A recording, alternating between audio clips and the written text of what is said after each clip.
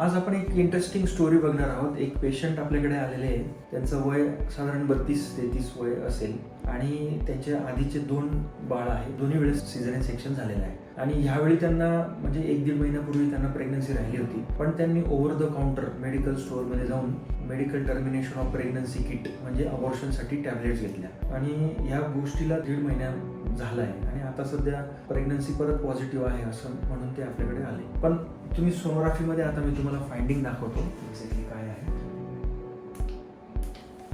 ही गर्भपिशवी आहे ज्याला आपण युट्रस म्हणतो आणि हे गर्भपिशवीचा हा जो ब्लॅक स्पॉट आहे हे गर्भपिशवीचे सिझेरियनचे टाके असतात तिथे प्रेग्नन्सी राहिलेली आहे आणि तो बऱ्यापैकी मोठी आहे ती त्याला तिथे ग्रो होण्यासाठी जागा नसते. पण ही सिझेरियन स्कार प्रेग्नन्सी असं याला म्हणतात.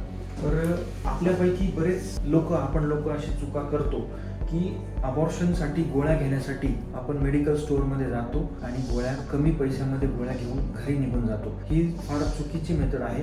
सोनोग्राफी करून मगच गोळ्या औषधं अबॉर्शनच्या घेणं हे फार गरजेचं आहे. कारण काही abnormal location of pregnancy, ॲबनॉर्मॅलिटीज of pregnancy जसं की ही सिझेरियन स्कार प्रेग्नन्सी किंवा ectopic pregnancy, tubal ectopic pregnancy किंवा व्हेसिक्युलर मोल अशा काही कंडिशन आहेत ज्या आपण डेफिनेटली सोनोग्राफीमध्ये कन्फर्म करायला पाहिजे आणि मगच टॅबलेट घ्यायला पाहिजे. ते सुद्धा टॅबलेट घेण्यापूर्वी सरकार मान्य जे नियम आहे, रूल्स आहे त्यानुसार फॉर्म भरणं गरजेचं आहे. दोघांची सही तुमची पेशंटची त्याच्यावर सिग्नेचर असणं फार गरजेचं आहे. त्याच्यानंतरच टॅबलेट्स घ्यायच्या. ते सुद्धा नियमात बसत असेल तरच 7 वीक्स पेक्षा कमी प्रेग्नन्सी असेल तरच हे सगळं आपण टॅबलेट देऊ शकतो. टॅबलेट दिल्यानंतर सुद्धा 10 ते 12 दिवसानंतर किंवा 15 दिवसानंतर पुन्हा सोनोग्राफी करून टॅबलेट दिल्यानंतर पूर्ण अबॉर्शन पूर्णत्वास आलं का नाही हे सुद्धा ओळखणं फार गरजेचं असतं. तर हे आपल्या सगळ्यांना याच्यामधून मला मेसेज द्यावा असं वाटतं की ही चूक आपण कोणी दुसऱ्याने करू